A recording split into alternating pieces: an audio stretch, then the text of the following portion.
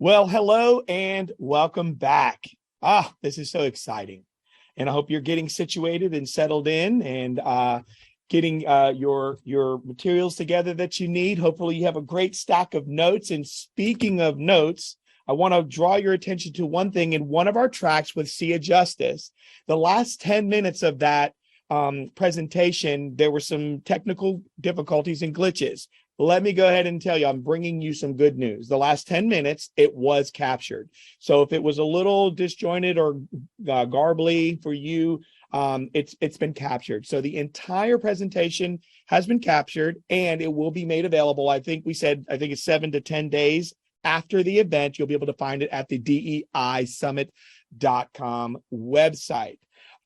So we want you to know that it was completely captured. It was a great one. And we want to also make sure you continue to share your takeaways. So put those in the chat. Let's engage around those things within the chat. And I want to give some takeaways really quick from See Justice's presentation as it relates to mental health, which is so important for every single one of us. So with whom and where do you feel like yourself? That's a takeaway. Think about that. That's so big. Reflect on this. And we have been programmed to act and behave in certain ways. And remember, at the beginning of this whole thing, we talked about, learning to go inside, learning to do the introspection work, to start with you. Change making starts with you. And that right there should be enough to keep us busy, right? Especially when it comes to our mental health. With whom and where do you feel like yourself? And reflecting on that, because we have been programmed to act and behave in certain ways. It's pretty strong. So don't hesitate to share your takeaways within the chat throughout the rest of today, but also on social media. So now it is time for us to transition into the midday General Assembly, which entails another exciting keynote. But before we do that, before we go there, I want to share the second part of the declaration that we started off with this morning. So welcome back, you change makers. I love it. We started the day with 3 questions. It was a why question, a what, and a how. Why is tied to your purpose. What is about your prioritization in order to decide. And how is all about action. So 2 more important things to note about change. There are 2 types. There's internal and external. So internal change will help us to find vision and our focus. External change, you ready? It shapes us. And both are needed to become change makers. And I want to tell you really quick, the external shaping I'm talking about, imagine a rock in a stream, the water's coming over it. And a lot of times that rock has nothing to do with that water that comes over it. It's there. So just remember, external things are going to happen. Internal things are going to need to happen, but both are needed. To finish the day strong, though, let me share 7 reasons change is important. These 7 things will require you to have an owner's mind. Own your thoughts, own your feelings, own your actions, and own your outcomes. So here are these 7. You ready? Number 1, guess what change will do? Change makes us flexible. Secondly, change is exciting. Well, at least it should be. Number 3, a willingness to change will lead to greater opportunities and more experiences. 4, change can shorten, and this is big, the life cycle of bad situations or even end them completely. 5, change helps us to be future-minded so we can move on. 6, change means progress. 7, change gives us the opportunity to document our journeys. You heard me say earlier, nothing listens better than a blank piece of paper. You want to see great change and see what it looks like? Sit down and write some things out. Write them down and let the paper talk back to you. And number 8, change, and I'm sorry I put 7 reasons, there's just 8 here. Change is going to happen with or without us. So get better at it. The concept of change can be unsettling, but here is a perspective shift. Change is a gift. the ability to produce a different direction that can have lasting impact on your work or community, and more importantly, your own heart and life. To be a change maker is worth the pressure, the tension, and the hard work. I encourage you not to miss this crucial part of your life's journey, and to remember, change elevates you to change maker status, and change is your gift to the world. So before we get going, will somebody type in the chat? I'm looking at the chat right now. I want to hear you say, I am a change maker. Would you start typing that in there? I'm a change maker. I just, however you want to say, I make change. I bring change. Put it in there for me. I want to see everyone starting to type, and then we'll move forward. I see one. I see a couple of them in there. Anybody else in the chat? Going once, twice. There we go. Thank you, Jamie. Thank you, Deborah. Thank you, Maggie. There we go. Now we're going. Put that on social too. People want to know what it is. Tell them, hey, ask me what a change maker is. Put that on your social media feed and thread. So, as you know, this event, an event of this magnitude, takes support from the community at large, and there are a number of sponsors who make this event possible with their generous contribution. So please direct your attention to this sponsored video reel and be sure to thank all of them for their support.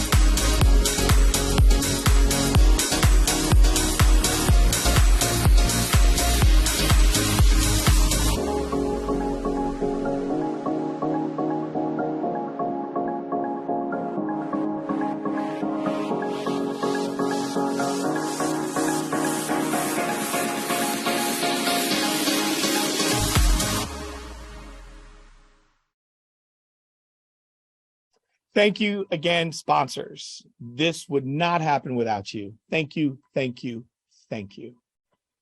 Planning this event is a year-long process. Our hope is not only for our audience to grow each year, but we love repeat attendees who protect the date and time, which signifies this conference value. Thank you so much for protecting it. Thank you for coming back. And those of you who are new, welcome and thank you for attending. And we hope that this adds value. Hopefully you will see that we care about you, we want to add value to your life, and this is definitely a trustworthy event for you to be able to participate in. So at this time, let's go ahead and segue. At this time, it's my pleasure to introduce Greenville Chamber's President and CEO, Carlos Phillips, to provide greetings and introduce our next keynote speaker. Following Carlos Phillips, you will see a short video to intro our presenter, and the next voice you will hear will be that of our special guest, Dr. DeRionne Pollard. Thanks, Tim. Good morning, or good afternoon, and welcome to the Greenville Chamber's 6th Annual Diversity, Equity, and Inclusion Summit. I'm Carlos Phillips, and I'm proud to be the president and CEO of this organization that became a change maker by declaring diversity, equity, and inclusion an economic imperative and adopting it as a strategic priority over a decade ago. Since then, the Chamber has provided programmatic leadership through its Minority Business Accelerator and the Chief Diversity Officer Roundtable, just to name a couple of initiatives. The Chamber has also provided thought leadership through the DEI Summit to thousands of in-person and virtual attendees over the past 6 years, encouraging them to support DEI and to put theory into practice. Many subject matter experts have delivered thoughtful and practical content to guide professionals along their respective DEI journeys. And I'm happy to introduce you to one such leader and your next speaker. History was made in the Silver State on August 16, 2021, when Dr. DeRionne P. Pollard became the 8th president of Nevada State College. She is the first permanent Black woman president of the institution and any institution within the Nevada system of higher education. With broad and rich expertise in the higher education field, Dr. Pollard takes the reins at a critical time in the college's history. Most importantly, she brings with her a compelling vision for NSC defined by 3 distinct influences: her upbringing, her family, and her belief in the potency of higher education. Dr. Pollard is the first Black female president of any NSHE institution. She has held previous roles at the College of Lake County and served as president of both Montgomery College and Las Positas College.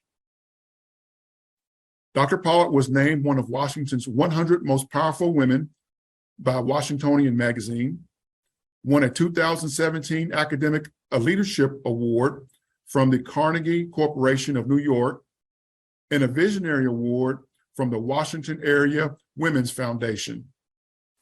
She holds a bachelor's and a master's of arts in English from Iowa State University and a PhD in educational leadership and policy studies in higher education from Loyola University, Chicago. Without further ado, I'm honored to present to you Dr. DeRionne P. Pollard.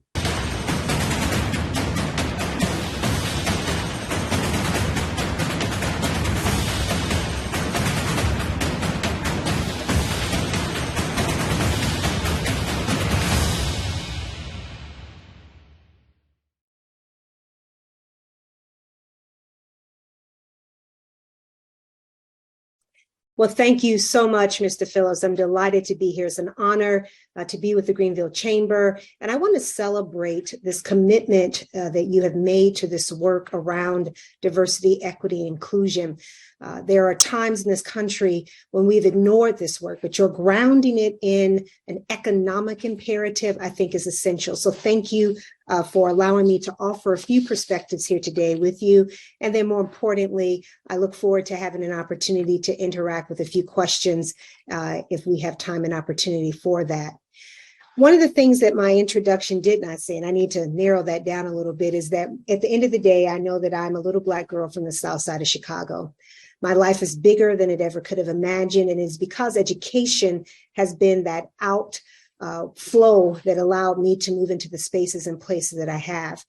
As I heard in my introduction, as you heard, I have a few degrees in English literature and composition. So for me, stories matter.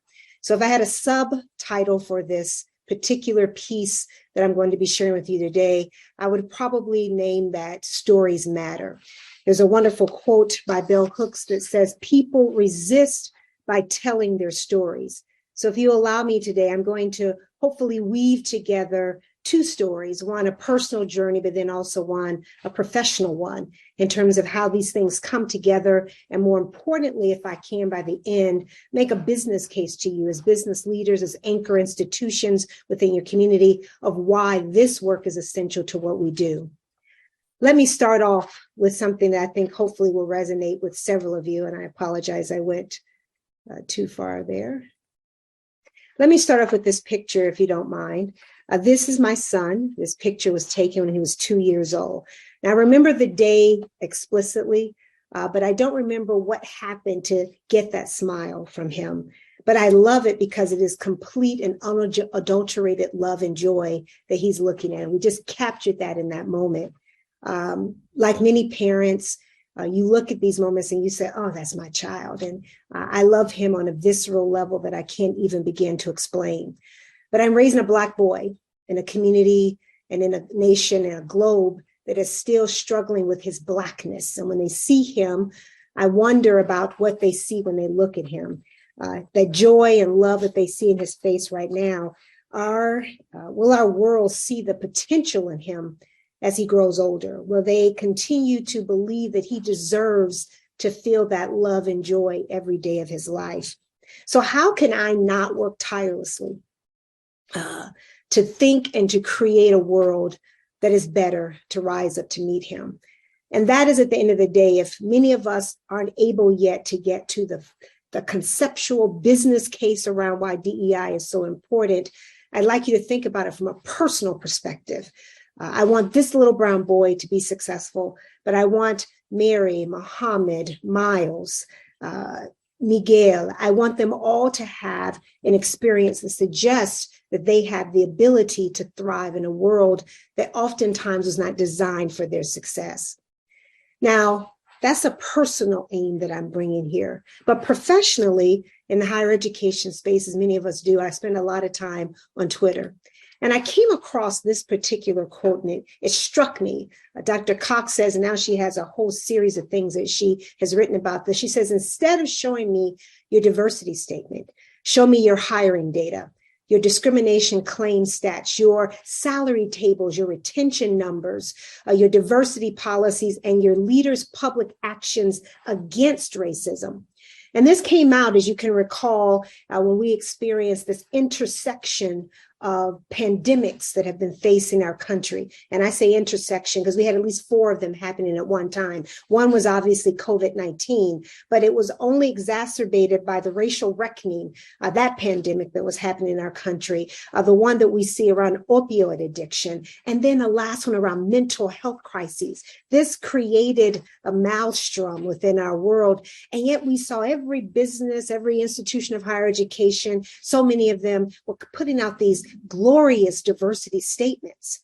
And they spoke to what the world is that they wanted to see. And they spoke to the disturbing images that we were seeing on our TV. They spoke to all these things. But at the end of the day, many of us were left saying, so what?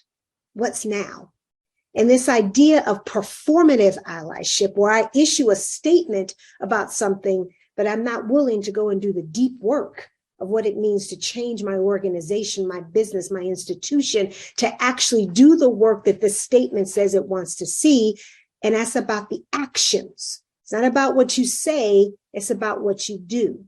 So I think a little bit about performative allyship, this theater, this act of demonstrating to people that you support their work, but yet your inability, unwillingness, resentment, and rejection of the fact that you have to do the work. So of course, I keep thinking about my little brown boy. I think about this performative allyship, and I said, let me help you by telling you about what this definition actually is. And performative allyship is when we, individuals or groups of power who enjoy power, majority, or privilege, loudly protest their actions in the name of allyship. Some of us call this social media activism, while actively conducting and taking focus away and generally being unhelpful toward the group that they claim to support, even to receive praise and attention, often to do that without taking the critical action that's necessary to actually destroy, deconstruct the systems of harm. And what ends up happening is when you get into this performative space of saying, hey, me too, I'm all about the cause, I'm down for the struggle, I'm woke. You see what happened there, right? We turn these things into ways that end up becoming acts of oppression, and they impact people because that distracts from the real issue, the lived experience of those who are actually on the adverse side of power, majority, and privilege, end up having to take time to re-explain, validate their lived experience because someone else was acting here on the side. They went on stage, but they weren't really to actually be thinking about what the impact of their performance would be. So for me, where I think we have to move toward in this country is a move away from performative allyship, that we actually embrace leadership wherever you sit in an organization, wherever you sit in a community. It's about how you lead from within, that you show up consistently as an actor, as a performer, as a listener, as a doer, that you actually align those things in a way that you then take away this idea of being on stage and drawing attention in such a way that it desecrates the lived experiences of others.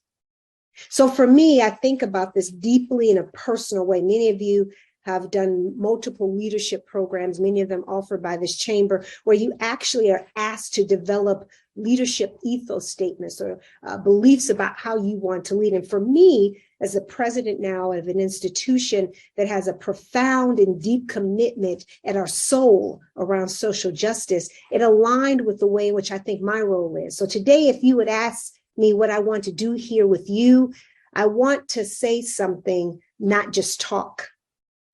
I want to be relevant, not just good. I want to empower and invest in others, not just inspire you. I want to own my own limitations, not just know my weaknesses. And I want to be willing to be uncomfortable, not just expected of others. If you can agree that we can do these things in communities, whether it be chambers, schools, businesses, social service agencies, we all step up to leadership in a different way. And we become not these performative allies, but true leaders of change in the community in which we reside. So today, if I can do this well for you, I'm going to suggest to you that this is about us as a community doing the work that's essential, that builds people, families, and communities, and it addresses the biases and the barriers that exist. But more importantly, and this is where performative allyship can be destroyed, is if we then start to do the work of what this looks like, to actually destruct and deconstruct these systems that have systematically been used to oppress and keep people in positions that allow us to enjoy privilege when others do not. So how do you translate this type of leadership ethos, I think, into what might be a DEI leadership imperative? I think that all of us, particularly if you're a member of a chamber and you're actively engaged in community leadership, you are an active and ardent anchor institution. You are essential to the health and wealth of that community. And therefore, our work has to be about removing barriers for all, doing that both intentionally and impactfully. My best friend is visiting me, and I was talking about this presentation and going over some things with her. And she said, it's important to be intentional, but intention is about how you feel and what your aims are. But impact is where you're really actually trying to do something. So be both intentional and impactful. We want to create pathways of success for all in our community continuously. That is a healthy ecosystem in which we all thrive. We want to ensure the relevance for our community and of our community, actively making sure that DEI is the center. I love hearing the chairman talk about the fact that 10 years ago, this chamber said that DEI work is indeed an economic imperative. So if we situate that, that's about relevancy. And therefore, we have to protect our mission and our core functions for all, because no one is expendable and every part of our community belongs to us. If you can embrace this notion about the fact that we are protectors of our community as anchor institutions, we then translate that leadership that I mentioned before into an imperative about how we show up in the communities and spaces in which we evolve and in which we reside. What I find compelling is that we're seeing more and more this business case that's being made. And this is where I love this. I read Harvard Business Review. I'm sure many of you do quite frequently. And this ad caught me. It's actually a letter from the editor and then an ad. And it struck me so powerfully. The letter actually says here that this was in the midst of what they call heightened global discourse on race and gender equity. We have decided to break the cycle that they had every year producing CEOs who were the top 100 in the country. And what they did is they realized that overwhelmingly that list was largely male and largely white, and it provoked a lot of feedback in terms of this lack of diversity. In fact, it seemed to perpetuate a certain ideology about who was able and willing and capable of leading organizations and businesses. So as a result of that, their small step was to say, rather than publish a list that seemed to be celebrating the status quo, they were discontinuing the ranking. They saw this as a small but meaningful step. What I think is important about this, though, is therefore this doesn't become, because it could have been performative allyship to say, we're going to stop doing this. Oh, yay. put on the back of our shoulders that we did something well. But it's the second part of what they said, their mission. They're going to go back to doing what they do well and best. Publish articles that focus on the research and best practices in management, including the aim of eliminating gender and racial inequalities in the workplace. And what I love about this is that to the extent that I've been able to observe this, I believe they've kept with that, because what they recognize is that responsible economics is really something that's critical to all of us. There's a business case for DEI work, and you may not get the personal case. You may not even really want to embrace the social justice mission, but the idea of situating DEI work as an economic case, and that each of us, as they even demonstrate as editors of a journal, they have a responsibility to do this work. So for me, I think a lot about how does this show up for us? So I would offer to you a simple proposition. How we end performative allyship is to engage in deep systemic work that is continuously and consciously advanced as a necessary and essential part of the mission of your organization, whether it be the chamber writ large, the various components of the groups that are part of this, businesses that are nonprofits and do nonprofit, those that are profit-making business, educational institutions, all of those spaces. How do you use your mission to do this work? And this illustration, I think, is such a great way of talking about the deep systemic work, because the way you avoid performative allyship is to go deep. The way you avoid performative allyship is to look at systems. The way in which you avoid performative allyship is to go through a multi-pronged approach of answering the question of how do we want to show up in the spaces and places of our community. So that requires a business and organization to have an intentional DEI strategy, not just something you thought up in the minute and put a statement out, but what's your strategy? What's the so what? That you have a clear and articulated leadership commitment to this work, and that you see that in terms of recruitment and hiring of diverse workforce. You look at an inclusive performance management. You look at building an equitable and inclusive culture within your organization. And then you think about how you use your mission to affect the marketplace and to have community impact. This is a comprehensive approach.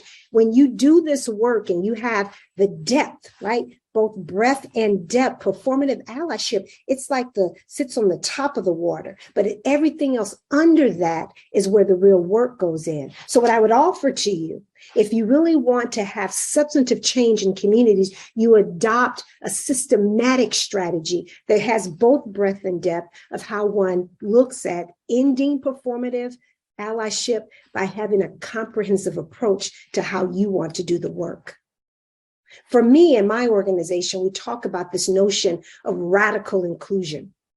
As an institution of higher education, it would be inappropriate for me not to take an opportunity to tell you that radical oftentimes has been maligned in the broad-based media right now. This radical left, radical right, radical this. Radical at the end of the day, when you look at the Latin, is to get to the root of something.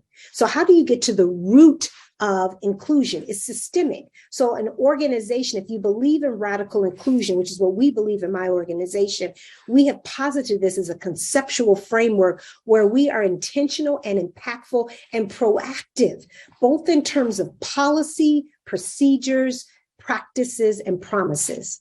Okay, this is an important part. I loved our host earlier talking about the things that take away. Performative allyship is rendered mute when you have policies. This is what we say we're going to do, procedures, how we're going to go about doing that, practices, the culture that articulates, the way in which we're going to do that work, and then the promises, the vision and commitment to do it. And if we do that, when we're looking at inclusive experience and outcomes for all of our students and employees. And it must be, in this case, legal, political, financial, cultural, and others. So it offered to you, whatever type of organization of which you are a part, you have to align the work of DEI around policies, procedures, practices, and promises. That is the way in which you're able to dismantle inauthentic and unreasonable performances of allyship. I love this model and what I think as a roadmap to offer to you about how organizations can do this work. Performative allyship lacks depth. It lacks flavor. It lacks the ability to really go in and say, this is the work, and I'm going to give privilege to the voices that are a part of that. And I love this model here because a roadmap around equitable and inclusive organizations, very simply, you have to acknowledge and name the problems. You have to own your ability to do something about those problems. And then you design, redesign, deconstruct, and reconstruct solutions to the problems. These are around those policies, procedures, processes, and certainly around promise. This is the work around equitable and inclusive organizations who are deeply committed to the work of not being performative and how they show up in these conversations.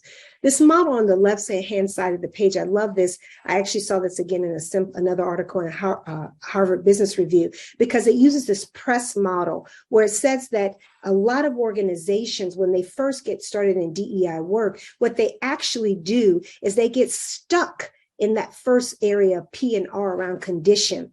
Do I understand the problem and where does it come from? And because we don't really understand the problem, because we're listening to the lived experiences of those who are experiencing it, because we're unwilling to be uncomfortable and vulnerable in our own ignorance and prejudice and privilege, as a result of this, what ends up happening, we never go deep.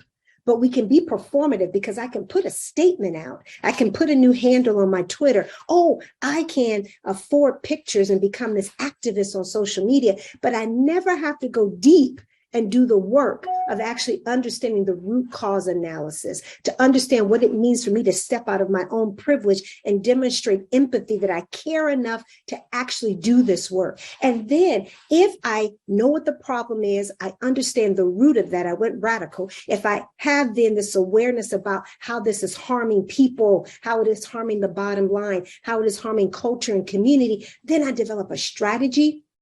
But y'all, here's where performative allyship can never, ever, ever have the strength, because it's about sacrifice. What am I willing to do to solve this problem? If I agree that this is an issue, if I'm able to understand how and why I'm situated in this, if I'm willing to share my authority, power, and privilege, and I've designed a specific strategy about that, and around that, at the end of the day, real work of DEI, it ends up being about sacrifice, because that means you have to think about how you share privilege, power, and authority, how you step out of the way, how, one of the things I hear people say, creating more seats at the table. Sometimes real work around DEI is actually resetting the table. And some of us who've had seats at the table around our own power and privilege and authority may need to cede our seats to other people. I'm going to let that sit with you for a minute, because this is a different level of work. Not to say that every voice is not important, but just the fact of making the table bigger. Often, I don't know about you go to a conference or you go to one of these wonderful luncheons. I'm sure, I don't know if y'all do this a lot in Greenville, but I go to a lot of chamber lunches and a lot of corporate and other events. And you go to the table and you always know what type of event you're going to have. And if it's going to be 6 people sit at the table, 8 people sit at the table, or 10 people sit at the table, because they squoze the folks in and you're sitting like this. So you all got to sit at the table, but you're uncomfortable. You're bumping elbows. You're waiting to get up. You also feel like you're never going to be seen. You can't get your voice in. Conversation is irrelevant. So I want you to think about that model. Oftentimes, just creating more seats at the table doesn't create, because it means you're getting smaller pieces of the pie, fighting over the crumbs.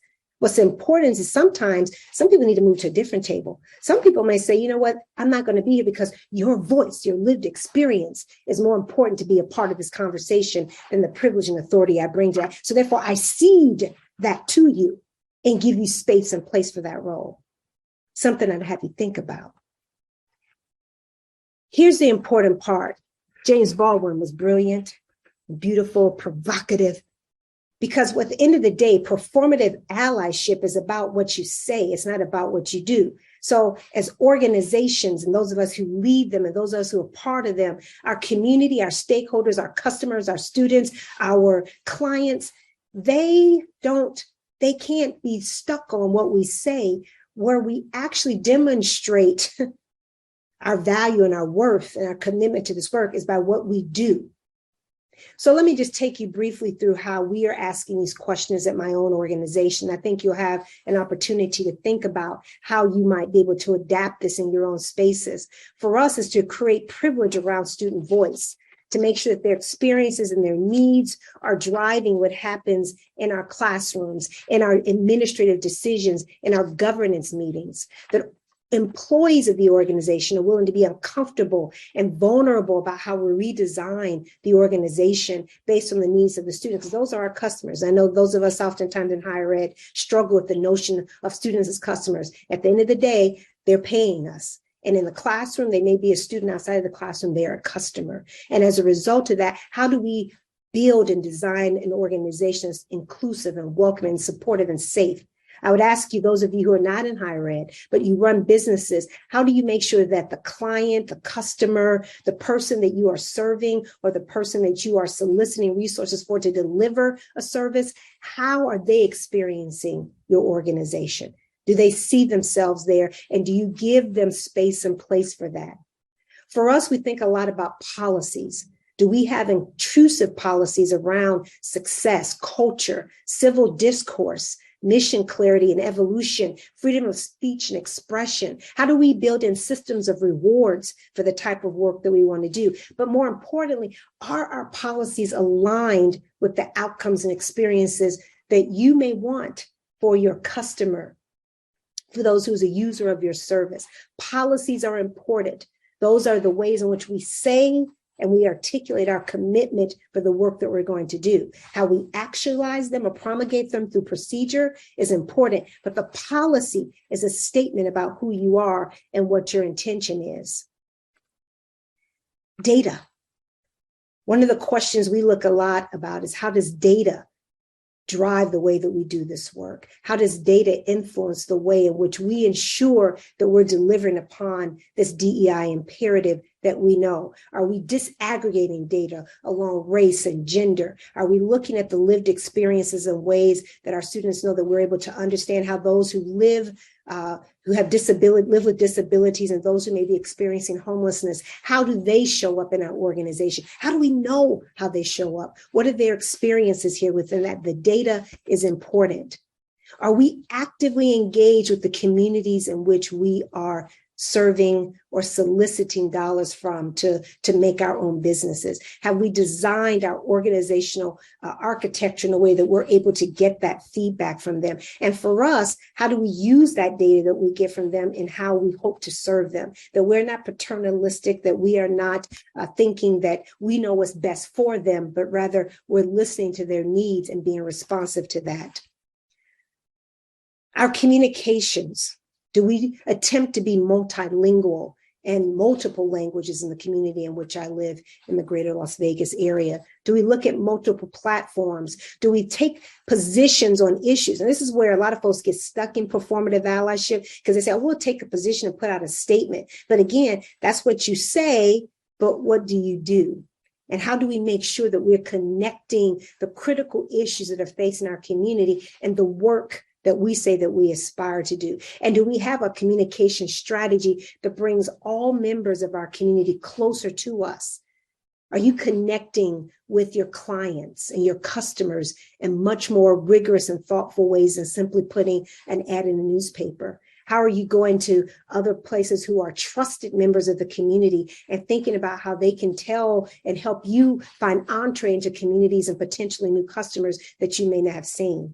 Does our space, and for us, we think a lot about bathrooms and nursing stations and wellness and meditation and other affirming spaces that are really essential for folks. We were talking the other day about those who are experiencing neurodiversity. How do folks who show up to us on the Asperger's syndrome, do we have spaces that respond to them? Those who come with visual and other disabilities, how do we respond to those things? Do we allow students to contribute to the governance decisions about space utilization? How do you engage your employees, your clients, your business owner partners to be engaged in that conversation with you? We focus a lot on partnerships, and I actually am rejecting the word partnership. I really want to focus on coalitions. Partnerships, I think, is overused in our society. It typically means you buy a table at my chicken dinner, I buy a table at your chicken dinner, now we're partners. But we have no outcomes. We have no articulated set of goals, no outcomes, no measurements, and we just simply say we're going to do this work. I'm about, if we are a mission-driven organization, whether our mission is to educate, yours may be to sell a certain product, is to build capacity in a community, it's about X, Y, or Z, that partnerships or coalitions should really be about advancing that mission and producing outcomes rather than simply appeasement. This idea, oh, we're going to buy a table at the Black Chamber event, but we won't talk about the fact that our procurement processes are inaccurate. Our employment data would suggest we don't hire from the community in which we're actually soliciting this table at the NAACP event or the Latin Chamber or whatever the case may be. Performative allyship is only about trying to be in the spaces and say the right things. It's not about being courageous enough to do the work that may make you sacrifice and be uncomfortable. How are we learning and intentionally designing professional development for our organizations that really helps us think deeply about transformation and evolution? We spend a lot of time at that in my organization, because if we center learning as an intentional part of the work, that's our mission. That doesn't mean that we just do that for the students who come to us. It's about what we do within our organization as well. So let me go back to where I started. That beautiful little brown boy that I showed you earlier. This is him a couple years ago. And what I find interesting about this picture, many of you will be surprised to know these boys are the same age. This is about 2.5, 3 years ago. These are some of his quote unquote day ones, as we call them growing up. They're the same age, and Kobe and Dylan. I still see that twinkle in Miles's eye. I see the same joy. But I also have the same awareness and fear that I have for him, that he navigates, again, a community that sees the same age little boys. And I wonder what they see. Do they see my beautiful, articulate, kind, witty, athletic, curious, and quite opinionated 14-year-old? Or do they see a threat? And our organizations or our businesses prepared for Miles, my son, and Kobe and Dylan, and that they see them with the same joy, with the same potential as they see all children. I worry about that as the mother of this child. I think about this even more now as I look about who he is becoming. This was just last week, 2 weeks ago, homecoming. And I look at him at 15 now, and same beautiful smile, same eyes, same awareness. He's a gentle giant. He's a kind boy. But I wonder, is our community rather, and are the businesses that he will frequent, the institutions of which he will attend, the spaces and places he will go to seek services or to enjoy recreation, are they prepared for when he walks in the door? Are they so busy being unwilling? So yes, we have on our front door, we're committed to equity, inclusion, and diversity. And here's our performative allyship statement that sits on the front of our website. But when he walks in there, they start trailing him from the moment he walks into the door. Are they thoughtful and deliberate about his experience there and wanting him to have the same experience as Dylan and Kobe? I think a lot about that. Let me end my story here, if I can, about the business case. So I've had these two stories I've tried to offer to you. One about, for me, looking at that beautiful boy that I have the privilege of parenting. And I think a lot about the ways in which we are intentional about his life and how we try to raise him. But if that doesn't get you, and those of you who are in business spaces and you're thinking about what are the benefits of inclusive cultures, the role of DEI and ending performative allyship. Some of the things in this, Deloitte talks about this. Organizations with inclusive cultures are 2 times as likely to meet or exceed financial targets, 3 times as likely to be high performing, 6 times more likely to be innovative and agile. That to me is provocative. 8 times more likely to achieve better business outcomes. But I'm not done. Let me offer you some more for those of you trying to just think about this from that perspective. Diverse teams make decisions up to 87% more effectively, according to Clover Pop. We also see that Gartner says that employees in highly diverse organizations have 26% more team collaboration and 18% more team commitment. 4.6 times more likely for employees to feel empowered, according to Salesforce. Companies with diverse and inclusive teams have a 22% lower turnover rate. I don't know about you, but that's something that's important if you think about that from Gallup. But also, McKinsey says companies in the top quartile for ethnic diversity are 35% more likely to see financial returns above industry median. Highly inclusive organizations generate 2 to 3 more times cash flow per employee.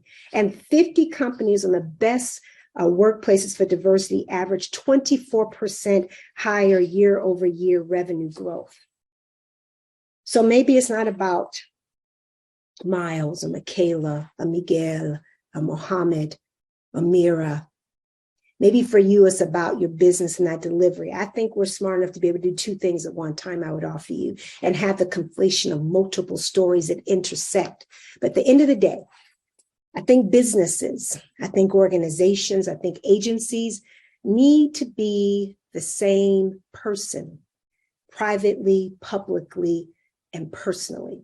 And what happens in performative allyship, we get stuck on publicly. We don't think about the private or what happens inside our persons or what happens inside our organizations. We don't think about the relationships that exist there. We get stuck on saying, oh, this happened. I'm going to put my statement out.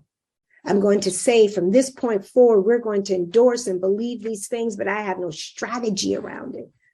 I have no process. I'm not willing to sacrifice anything in order to end this type of systematic shortcoming that we have. I challenge you, those of you who lead organizations or members of that, hold true to this idea that if we're able to be the same person and be consistent in that, privately and publicly and personally, we may actually be able to end this notion of performative allyship.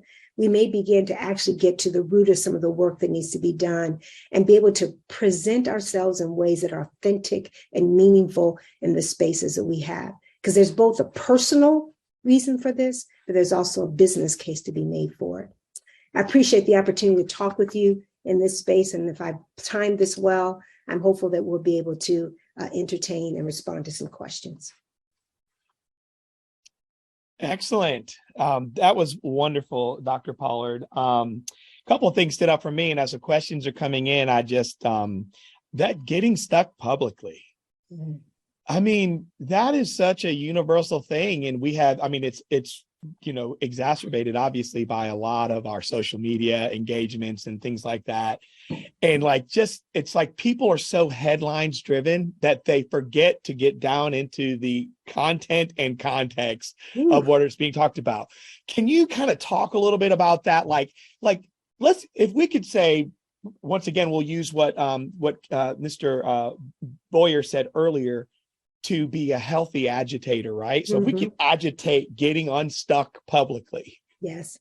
Talk about some of the strategies. How can you help a person just dislodge from that place where they're just stuck on that sandbar?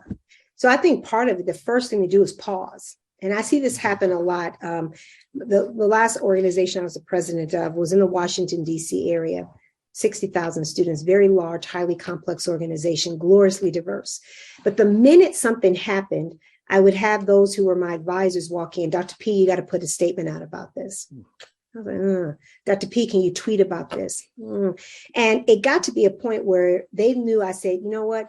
Give me 24 hours on this. And I think one of the first things we do when it comes to these types of things that you're asked to be performative about, to get a statement out, to take a position on something, to go out into the social media spaces, is to pause.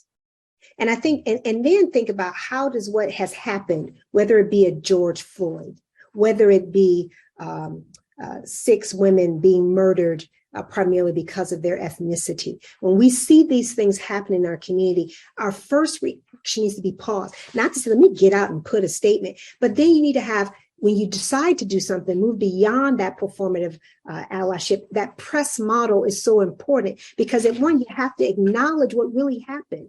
To understand that, where are we situated in this? Why is it relevant to our mission? How do we begin to really go deep and understand what's the root cause? And then what can we do about this as an organization? And then at the end of that, what are we willing to sacrifice? And that's what I find to be most compelling about this work. Performative allyship isn't often about giving up anything. It really is about reinforcing me. It's putting me back at the center of this issue and not the lived experiences of the people for whom they are actually trying to recover from. So I think that idea of pausing, being deliberate about how this connects to mission and purpose, and then thinking about what can we do as an organization. Not what do we say, what can we do, and what's our strategy to do that?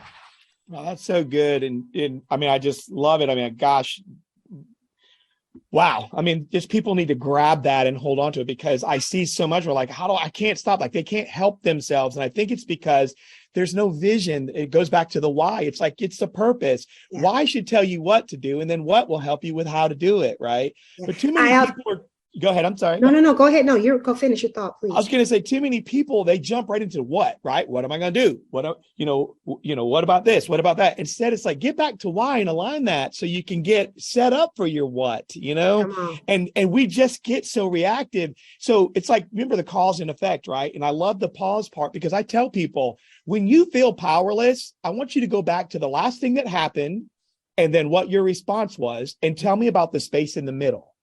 Ooh. I tell people your power is in the space between the thing that happens and your response. Yep. That's your power. And that's where you have every ability to grow right there. I completely agree with you. It's interesting. I taught composition and writing for many years, and you'd get to the freshman comp research paper. And you'd always have these students, and they were 18, typically traditionally aged students initially, but then older students as I moved into the evening classes, I would teach as well. And I was struck by the research question. And we go through this whole methodology about how you're going to put this research paper together. And it's kind of this capstone cumulative experience. And inevitably, they come in with a question of what I always call the what question. And they say, well, what does this do? Or when did this happen? And I said, the best research, and which kind of goes to your point as well, is not about the what and the when and the where types of questions. It's the how and why. How and why are the best research questions because you are understanding the causal effects of things, which requires a deeper level of work, and the how, which is also about the evolution of things, both time and circumstance. So I think for us, when we get in these moments when someone is saying, oh, you need to put a statement out, and usually they say a statement, or you got to put something in your Twitter handle, or you got to go show up here. Why? Yeah. That's that why pause, are you doing all right? that? Why? Yeah. And then at the end of the day, and then how am I going to show up in this space? I grew up in the church. We always say, how are you going to show up? And you're going to show up with authenticity. And that means you're also going to have to situate where you are. What can I contribute to this other than simply saying, oh, I'm down for the struggle. What struggle are you down for? How do you know that? What are you willing to do as a part of that struggle? And that is that because the how and why are far more complex questions than simply the what ones. Exactly. Yeah, that is right on. And I like that. So I'm taking notes. So, I'll give you credit when I share it with the rest of the world. You know what? That's the highest form of flattery. Thank you. The press, a lot of people talk about press and they talk around it, right? And I use that a lot, and I've tried to get people to understand it. It's the condition, the concern, and the correction, right? That's involved with press. Can you go ahead and talk about just an overview? Because I would like to think a lot of people know it, but a lot of people know of it, but they don't really know how to put it to work, because it'll segue into these next questions, I think. Yeah, I look at my own organization, and we've been doing a lot of work around different populations. And one of the things that you'll see oftentimes with this press model, which I love, it really is about doing the deep work of the institution up front. So as an institution, if we're really understanding the condition, what really is at the systemic root of why this has happened? How are we manifesting and playing a role in this? What are the circumstances of which we have no control over? How are we thinking deeply about our role as an organization and then moving to address this? So that first part, as you said, is about the condition. And I think oftentimes we don't do enough work around conditioning to really make sure that we understand that how and why, because we want to skip that. I used to work with a colleague who was a Air Force man. He says, a lot of you, he said, you're supposed to be ready, aim, shoot. He said, but a lot of us do ready, shoot, aim. Catch that. He says, therefore, we do the aiming after we do the shooting. And that's performative, right? Because you can say, oh, I'm going to stand up and go right in. But at the end of the day, if you don't know what you're aiming for, and that's what this is about. This is about defining the aim. The second one, though, is about and this is where empathy comes in, because it may not be my lived experience. It may not be a situation of which I have lived through and understand. But at the end of the day, I want to do the work of being able to say, what does this look like? How has this affected you, that I want to create the spaces to talk to you about it? My sister is an executive at JP Morgan, and she talks about in the aftermath of George Floyd's murder, all of these companies were hosting massive group conversations. But what they hadn't done is invested in the facilitators who actually knew how to take them through the conversations. They didn't have a remedy toward the end of what they were trying to do, but they wanted to create that space and demonstrate that they were an employer of care and compassion, right? So at the end of the day, you've got to be much more deliberate around understanding what the concern is. And then from there, how do we, as an employer, as a social service agency, as a business in this community, how do we then decide what is going to be our strategy to address this, whether it be looking at our hiring practices, in my case, admission standards, the way in which we look at the composite of a total student when they come to our organization, looking at the procurement strategies we have around who we do business with, thinking about the ways in which we are very intentional about the people we go into coalitions or alliances with. All of those things about the strategy, that multi-pronged approach that I talked about. And then at the end of the day, and this is a serious one, I do a lot of coaching with people, and I talk about you need to have a a mentor, and you have a sponsor, right? A mentor is the one who's going to walk side to side with you, who's going to spend time thinking about how give you that constructive feedback. A sponsor, though, is someone who gets you into a space that they may never interact with you. Part of sponsoring oftentimes means that they gave up their seat at the table. That's when you know you got a really good sponsor. So for us as organizations, if we realize there's a nonprofit that has a greater voice and agency around a particular issue, that they are able to understand and express and have strategies, my organization may not need to be at the table just because you want to get X number of people in the community. What you really need to be thinking about is who needs to be at that table, and sometimes sacrifice, whether it mean of your own privilege, is an important way to sponsor the notion. So performative allyship isn't always about the statement. It's sometimes about the unspoken. It's about where you choose to show up or where you don't show up. I've had organizations talk about the community events that they will not sponsor anymore because they know that these events are ostracizing. They don't have the intention of helping and building capacity. They're actually in contradiction to the values and strategy they put forward. Those are deep conversations, because a business leader got to call and say, hey, Tim, I'm not going to buy a table at your event this year, but I'm going to tell you why. That's deep. Yeah. And we need to talk about it. Yes, we do. And that's where, and that leads into that's the correction part, because now a person through the press, you have to figure those things out. If you get the condition, the concern, that empathy part, but then you can move into that. I love, and I love the word sponsor. And I think we think of sponsors like we think of AA and stuff like that. Isn't it interesting that they have it right? When you think about that, but when we're doing this, we're forgetting about that's what a real sponsor does. A sponsor does, I'm just going to get up and they say, here you go. But they don't leave you. They're with you still. They're saying it's your turn, though, right? You talked about growing up in the church, so I love the story of David when he brought Mephibosheth into his home, and he was supposed to kill him, right? The king should kill all the other family, Right. but he welcomed him, and he had clubbed feet, and so he was disabled. But when that man sat at the table and that tablecloth covered his legs, nobody knew any different, did they? But you have to first get people at the table.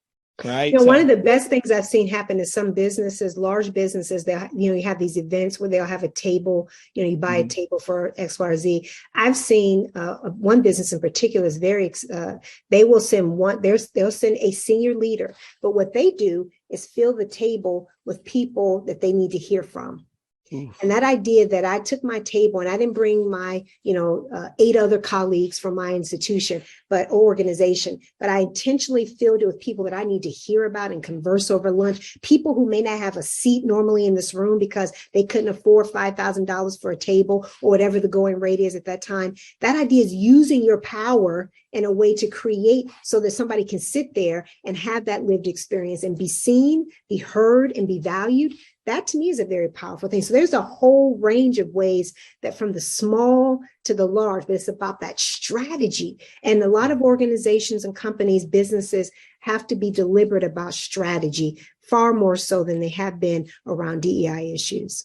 And that investment, it requires you to be intentional about finding those people to bring with you. Yes, and that's on you, isn't it? It's right on you, right? Here's a question for you. Are we changing the culture of the U.S. to be more equitable and inclusive, not just diversifying it?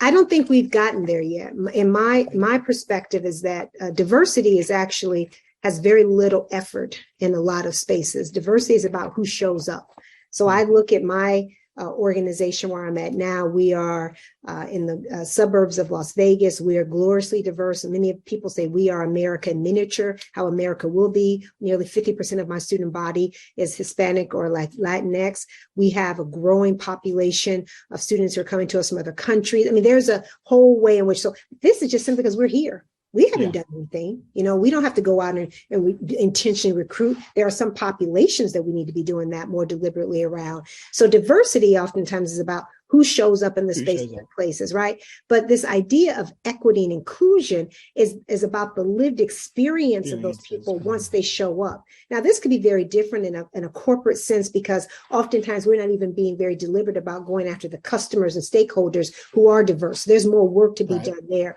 But the U.S. as a whole, the browning and aging of America is producing the diversity that, to be quite frank, most of us, many of us, I won't say most, many of us in this country are grappling with, because it's unseating privilege, it's unseating power and authority. It's a very powerful way of thinking about the fact that, these systems were designed for certain populations of people to thrive and strive. And now the very nature of that is changing. You look what just happened in Los Angeles a week or so ago around the city council. Those Harvard conversations about Black and brown communities and who has power and authority and who doesn't.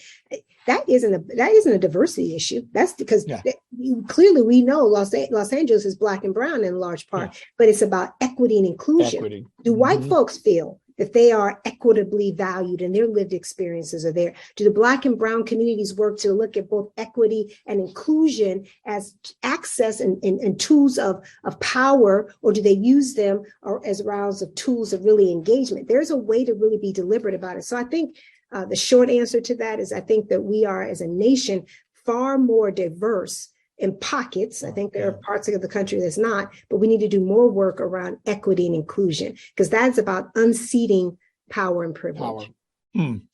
So then how can we make DEI efforts an ongoing process in organizations? Well, I think one is that we have to actually say that that's an ongoing process, right? I'm struck by the number of folks, we don't want to talk about equity. We don't want to talk about things because it makes us uncomfortable. I would never forget this experience I had. My son, I lived in Montgomery County, Maryland, and gloriously diverse, probably one of the most diverse counties in the country.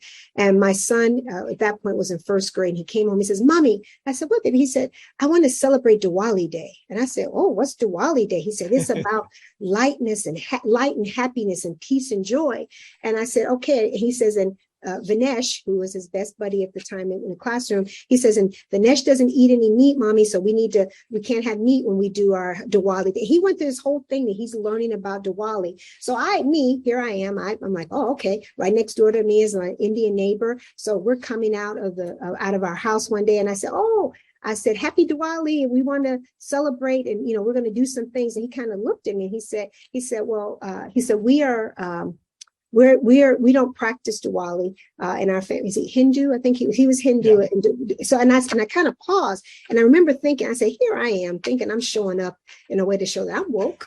I know what Diwali is. But I made an assumption in my own ignorance, right? And then it cooled the relationship in a while, because it was me actually trying to be performative in my relationship, instead of saying my family's doing this. Hey, can we talk a little bit about what this might look like, or can we do it together? Or can we talk it to have a much more authentic level of conversation? So for me, I think this work for us is one, acknowledging that we have issues, and then developing strategy around them, and then being very clear about implementation, holding ourselves accountable for that strategy.